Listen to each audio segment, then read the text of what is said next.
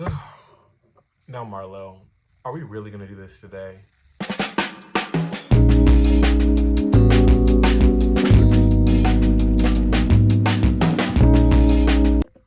What is up, you guys? Welcome back to the Leo Reviews. I am your boy Leo, and today we are here to review the Real Housewives of Atlanta Season 15, Episode 6. And I'm going to be honest with y'all, this episode was a lot from start to finish. I'm going to be honest with you guys, I almost didn't finish it because Marlo is dragging it, and it's becoming, I don't know, it's not as fun to watch anymore. But are you guys ready to talk about it? Let's get into it. Okay, so the episode starts off with a montage of Kandi and Marlo's history over the years. Side note, did you guys see that, like that opening, how they just completely removed Nene from the opening? That was wild to me. I was watching it and I was like, hold on, let me go back. So I went back and I was like, yo, something's missing. Like somebody's missing from this lineup. And that's when I realized they completely cropped Nene out. Wild behavior, Bravo. Wild behavior. But as I'm watching this montage, I'm realizing all just the times that Kandi and Marlo have gone back and forth, all their good moments, their bad moments. I'm sitting there and watching this. I'm like, damn, this is about to be a Kandi and Marlo episode, and I'm not excited, to say the least, because I'm tired and I'm over it. And I know that y'all are too. So watching this montage back, I was able to realize that out of all the times that Marlo and Kandi have gone head to head, or they've had good times and bad times, for the most part, it's never really been Kandi coming for Marlo. It's always been Marlo coming for Kandi unnecessarily, whether it was back in Marlo's first season where Marlo was calling Kandi a sugar mama, or back in season 9 where Marlo brought the whole, lesbian thing to the table. It's, for the most part, Kandi has never really come for Marlo first. Marlo has come for Kandi. We also saw that all the things that Marlo was saying as it pertains to Kandi and the nephew and not acknowledging Marlo's nephew was simply not true. Kandi for sure acknowledged her nephew, and she actually had her over there the next day. She consoled her, she hugged her, she actually was there for her. So the fact that you are taking this stance is wild, and we're going to talk about that later, but let's just get into the episode. So Marlo meets up with her managers and slash friends, and honestly, this conversation was just to talk about Kandi. The whole entire conversation was for y'all to talk negatively about Kandi and for Marlo to drag this thing up and conflate two issues. One, about a situation that happened with her nephew, to a situation that happened at Blaze, which have nothing to do with each other and that don't really have much to do with Kandi outside of it being at Kandi's restaurant. The whole time I'm sitting there, I'm like, Marlo, stop using your family for a storyline. Stop using your family's pain for a storyline. Just stop. And she keeps bringing on the fact that, Kandi never did this, Kandi never did this for the family, and the family is so upset that Kandi never provided flowers or services or whatever. It just kind of gives that y'all just wanted Kandi's money, or you wanted Kandi to help y'all out financially, when it's not Kandi's job to help you all out financially. Marlo, if you're the breadwinner of the family, girl, you better breadwin. You better help out. But stop asking for handouts and stop asking for Kandi to do something for you, because that's not her job. What happened to your nephew was extremely tragic, but what you're doing and how you're conflating the two issues and bringing this tragic situation, trying to make drama out of it, honestly is disgusting. And I don't even want to talk about it anymore, to be honest with you. So our next scene, not much happened in the scene, but I kind of want to talk about a little bit. So Sonya and her sister and mom are having a conversation in the kitchen, and the conversation goes back to how Ross wants the family to leave because he wants it just to be them in the house, which I completely get. But Sonya's family kind of brings up a good point that y'all travel a lot. Y'all do, Ross has his jobs in Texas. Sonya's always traveling, and you guys pretty much have live-in help for your son. And it's weird because it makes me feel like Sonya's family, like, they're mad that they might be getting kicked out soon, but they also want out. I don't know what y'all want. You know what I'm saying? Like, it's just really confusing. Like, do y'all want to leave? Do y'all want to stay?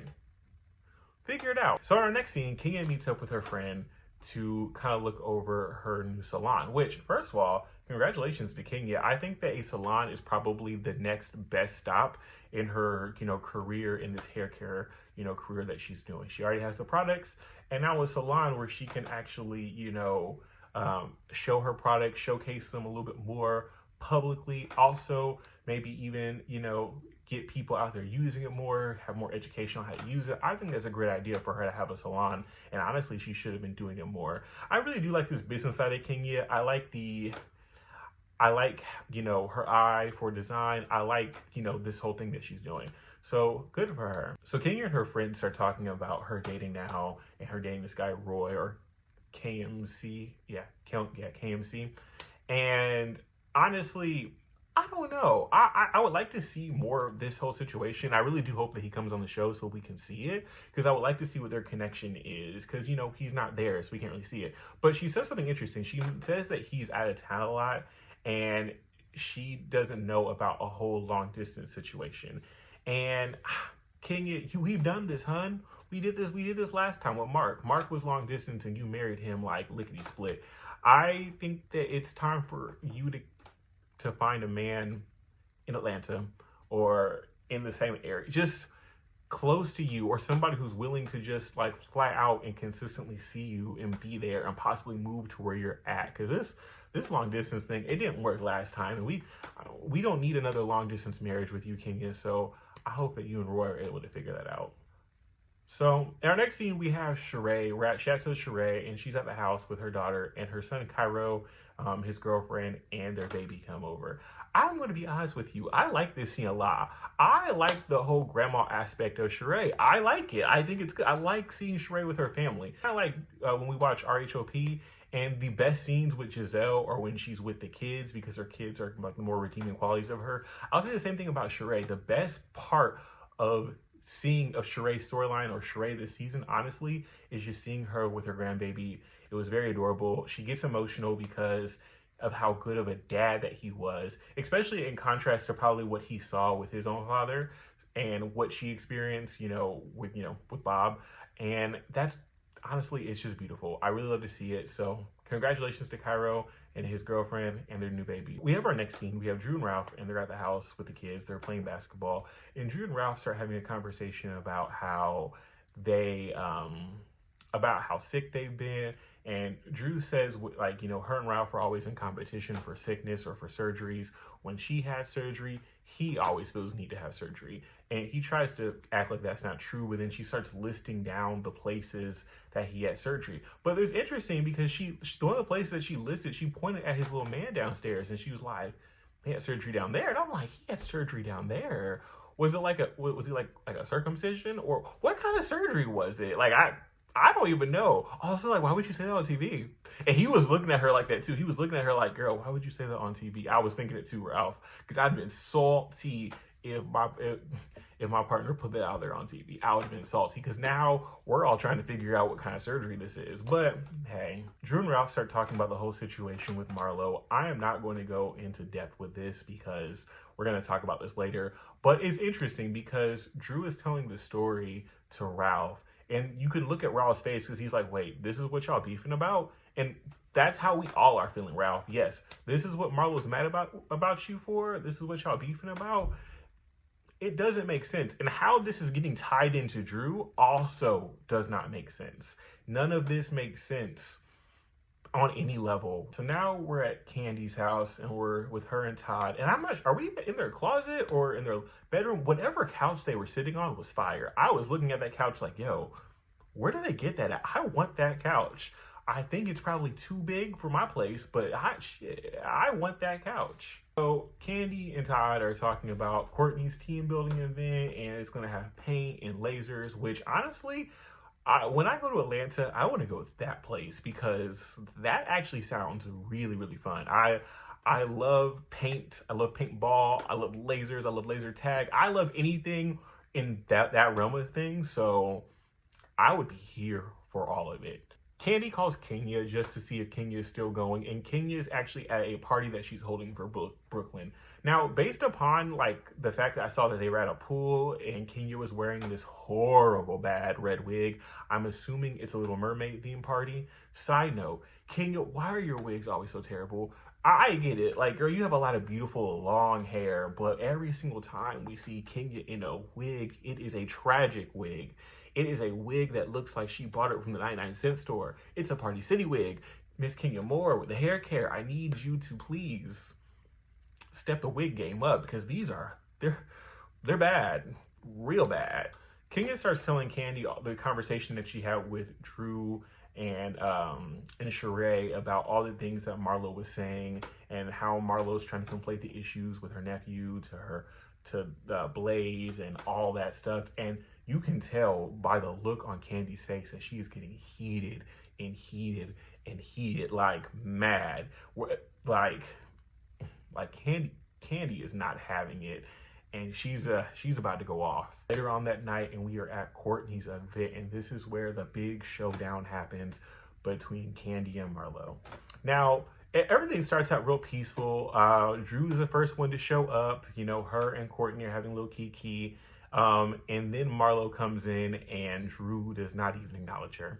Doesn't speak to her, doesn't say hi. Marlo tries to force a hi, and Drew gives that good dry smile, that good shady smile. And I'm watching that, I'm like, oh dang. Oh, the shade is about to start early. The rest of the girls come, and everything seems to be good. They're getting ready. The bartender's talking to them about taking shots. Everybody seems to be in good spirits. It's a good kiki. And then Candy comes in the room, and the whole energy shifts. Have you ever been somewhere and then someone comes in the room, and you can tell they're upset about something, and it's palatable, you can see it on their face? That's how Candy is. I feel like Candy's one of those people that can't be fake when they're upset in public. Marlo says something in the group about like having a good time and yada yada, and Candy says, "Not today, Satan." I said, "Oh, that's how we know Candy's about to get activated." So Candy calls out Marlo first thing about the things that Marlo said. And Marlo said, hey, instead of talking about it with the group, let's talk about it over to the side with Drew. Now, I don't know. Did Drew really need to be there? Honestly, I think that it was probably good that Drew was there to make sure that like nothing really happened. But did Drew really need to be there is like my question. But I mean, they're doing it. So they're having this conversation, and Candy starts asking Marlo what Marlo was talking about. Honestly, listening to Marlo, it seems like her issue is that she feels like everybody is trying to, everybody always brings up her past, brings up the things that she did, the violent things that she did back 20 some years ago. But she feels like as it pertains to Candy, nobody brings up a lot of the things as it pertains to Candy. For one, that's not Candy's fault. If people bring up the stuff that you did, they don't bring up the stuff that she has done or her past or everything. Let's look at the reasons why. Why are we bringing up the stuff that you did, Marlo? Maybe it's because the bad behaviors that you might not be doing the violent things that you did back then, but your behavior is still bad. The thing about it is that Candy does not have bad behavior. Candy does not have a character flaw. For them to even bring up her past, you do. That's the first part about it. Also, they're bringing up your past, Marlo.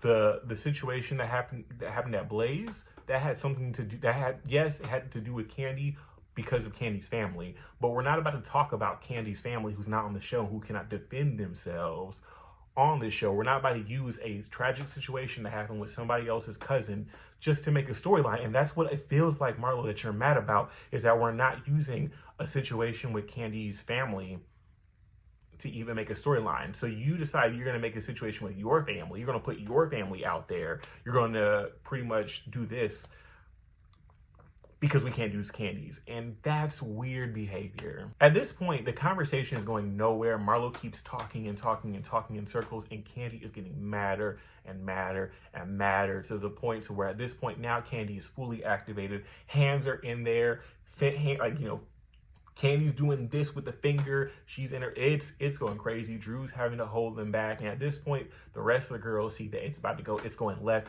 Kenya gets up, the rest of the girls get up, and now they're trying to separate the two girls. It gets so escalated, and Kenya is trying to hold Candy and calm Candy down, and Candy just starts yelling at Kenya. She says, listen, if she pops off and she touches me, don't hold me. Don't hold me. And that's how you know when the person starts yelling, don't hold me, they are in fight or flight mode at this point. They are in, it's about to go down. And typically when I see a person, if I remember in a situation like that, when I see a person wilding out like that, I don't know. Like, it's like you want to hold them back, but I don't want to get a fist to the face because you're mad. So at one point, Candy starts crying. And it's not like a sadness cry. It's one of those angry cries. It's one of those, I want to hit you so bad, but I cannot kind of cries.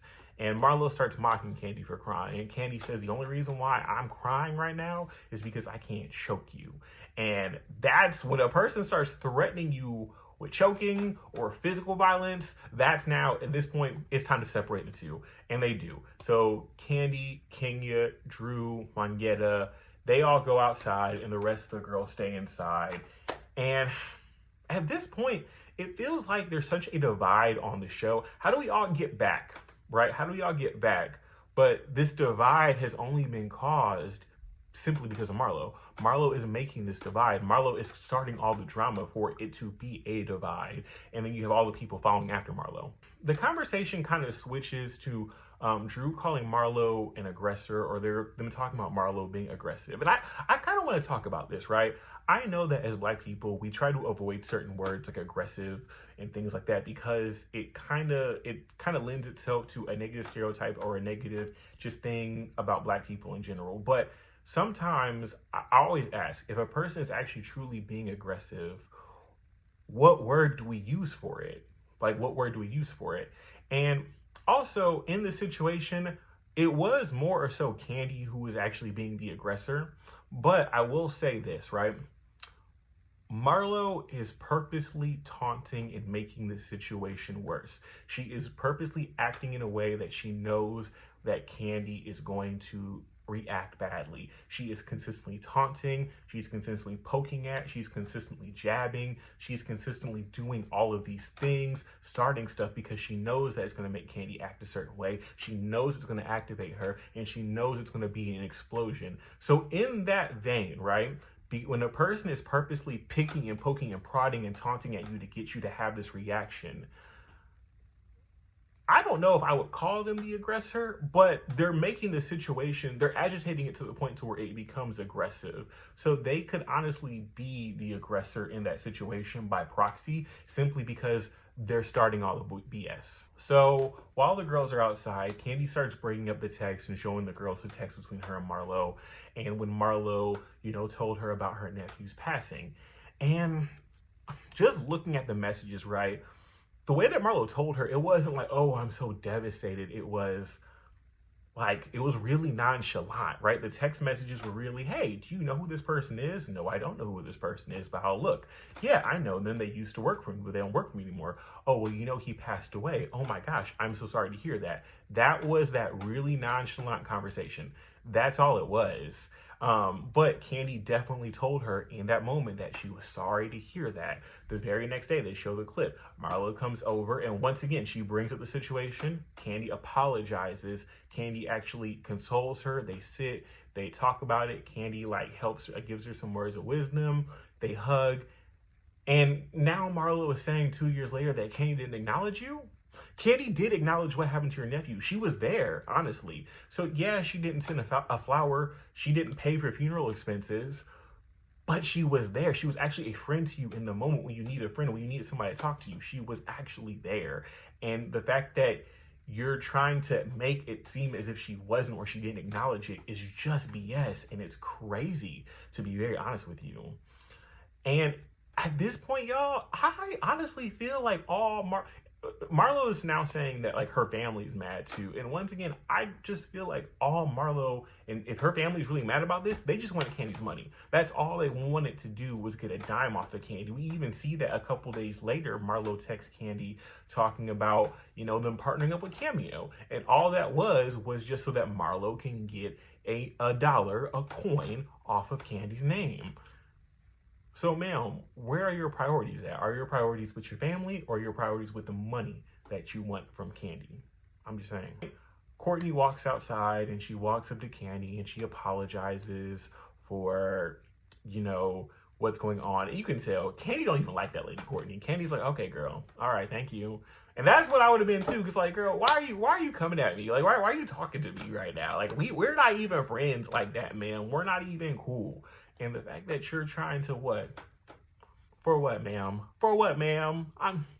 It don't make no sense. It don't make no sense. So at this point, Candy decides she's gonna go home, and Drew and Kenya decide that they're probably gonna go home too, or they're just gonna stay outside. They no longer want to do the activities. They no longer want to hang out because Marlo's in there, and everybody's in there. Just nobody wants to do a Marlo. And it's interesting to me that when we're back inside, the rest of the girls are saying that Drew and Kenya are so far up Marlo's behind, or they're falling behind Candy. But Sheree, you and Sonya and Courtney are literally following behind Marlo. Sheree has always been a follower, and she always follows the wrong people, but she's really following after Marlo because Sheree has no reason to have an issue with Candy. Sheree has no reason to have an issue with Kenya, but because her friend Marlo does, that's why they want to have an issue. Honestly, it's just like a group of people that just want to click up together and be haters at this point. That's all they are. They the hating clique. They just keep on hating. So the episode ends with the rest of the girls just, you know, they doing the paint activities anyway, and nothing really happened. And I guess we're gonna see maybe more of what happens next week. It looks like there's gonna be another confrontation next week, and I'm excited to see that. It feels like this episode feels like one of the better episodes of the season. It feels like maybe it's starting to pick back up, and we're not going to get as many filler episodes. We're hoping, we're praying, but you know, hey, listen, I'm interested to see. But hey, that's all I have for you guys. I'm interested to hear your thoughts below. Please feel free to comment. Please do all the YouTube-y things, like, comment, subscribe, and hey, we will see you in the next one.